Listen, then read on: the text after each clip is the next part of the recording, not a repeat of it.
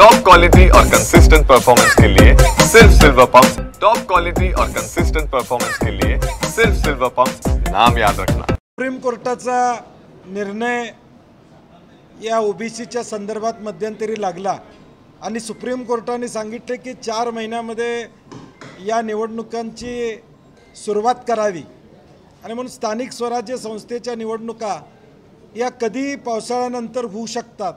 या पार्श्वभूमीवर कोल्हापूर जिल्ह्यामध्ये इंडिया आघाडी आणि महाविकास आघाडी श्रीमंत छत्रपती शाहू महाराजांच्या अध्यक्षतेखाली आज आम्ही एक पहिली बैठक बोलवलेली आहे आणि या जिल्ह्यातल्या महापालिका असू दे, कोल्हापूर इचलकरंजी असेल, नगरपालिका आहेत, नगरपंचायती आहेत, जिल्हा परिषद आहेत, पंचायत समिती आहेत, या सगळ्या इंडिया आघाडी म्हणून कशा लढता येतील यासाठी आज आम्ही एक प्राथमिक बैठक घेतलेली आहे आणि आम्हाला विश्वास आहे की येणाऱ्या स्थानिक स्वराज्य संस्थेमध्ये चित्र वेगळं असेल।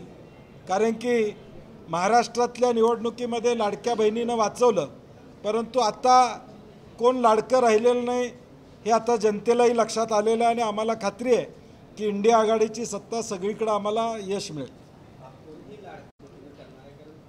बूथ लेवलचं प्लॅनिंग प्रत्येक पक्षानं केलेलं आहे, म्हणजे काँग्रेस असेल, शिवसेना असेल, राष्ट्रवादी असेल किंवा आमचे घटक पक्ष असतील, प्रत्येकाची ताकद निश्चितपणे सगळ्या ठिकाणी आहे आणि म्हणून ही एकत्रित ताकद जी लोकसभेच्या वेळी आम्ही एकत्रितपणे केली, संघटित केली, तीच ताकद उद्याच्या स्थानिक स्वराज्य संस्थेमध्ये लोकांच्यापर्यंत पोचण्याचा प्रयत्न करू। अनेक सहकारी आहेत जे अनेक विषयावर आमच्याबरोबर येऊ इच्छितात, त्यांना आम्ही बरोबर घेऊ आणि या 4.5 वर्षामध्ये महापालिकेमध्ये प्रशासक राज्य आहे, महापालिकेची अवस्था आपण बघतोय, जिल्हा परिषदमध्ये लोकप्रतिनिधी नसल्यामुळे काय अवस्था आहे आपण बघतोय आणि गेल्या काही महिन्यामध्ये महायुतीचं आलेल्या सरकारनं 100 दिवसाचा रिपोर्ट कार्ड हा स्वतःची पाठ थोपटून घेतल्यासारखा आहे। हे सगळं आम्ही लोकांच्यापर्यंत घेऊन जाऊ।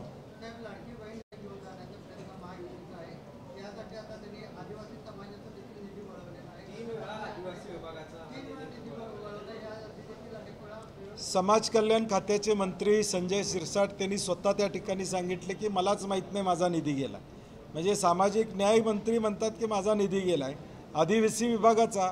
याचा अर्थ काय? या राज्याच्या अर्थकारणाची घडी विस्कटलेली आहे।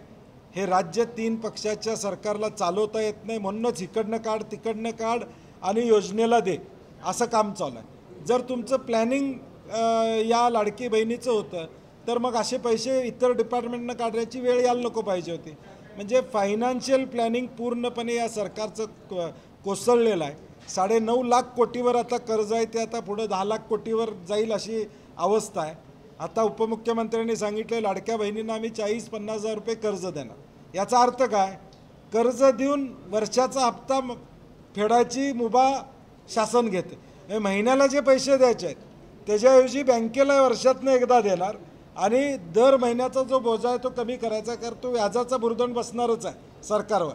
कारण काही करून आता घोषणा केलेली आहे, त्याच्यावर मतं मिळवलेली आहेत, बंद करता येत नाही हे त्यांना माहीत आहे, त्यामुळे तो प्रयत्न इतर खात्यातून आणायचं चालू आहे।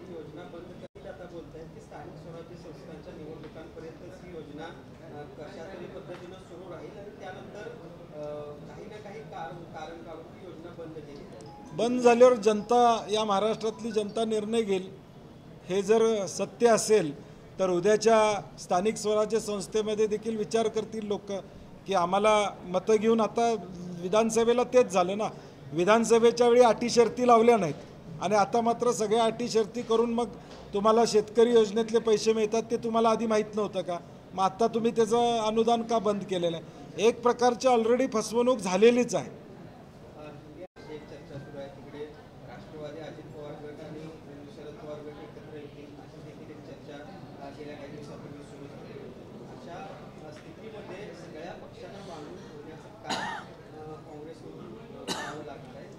जिल्ह्यापुरता आम्ही विचार करतोय सध्या। महाराष्ट्रामधली परवा प्रदेशाध्यक्षांच्याकडे बैठक झाली आहे, ते पवारसाहेब आणि उद्धव साहेबांना भेटलेले आहेत आणि त्याच्या संदर्भात त्यांनी आपली मतं मांडलेली आहेत, त्यामुळे मी त्याच्यावर बोलण्याची आवश्यकता नाही। परंतु जिल्हा म्हणून आम्ही विचार केला तर जिल्ह्यामध्ये आम्हाला महाविकास आघाडी, इंडिया आघाडी करणं अशक्य आहे असं मला वाटत नाही।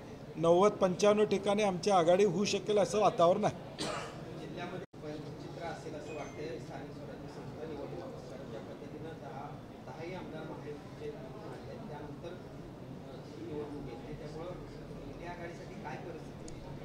नाही आता आपण बघितलं असेल काल आदरणीय महाराजांच्या आदेशाखाली आम्ही कलेक्टरना भेटलो, त्यानंतर पंचनामे चालू झाले.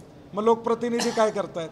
10 आमदारांनी कधी कलेक्टरना गेले 10 दिवस पाऊस पडलाय, अवकाळी पाऊस पडलाय, आमदार जाऊन भेटले का? किंवा खासदार कुठले जाऊन भेटले का की पंचनामे करा म्हणून? आम्ही सुरुवात केली. आम्ही त्या ठिकाणी खासदार साहेब आम्ही सगळे इंडिया आघाडी गेलो आणि विनंती केली. त्यामुळे आता निदान पंचनामे झाले.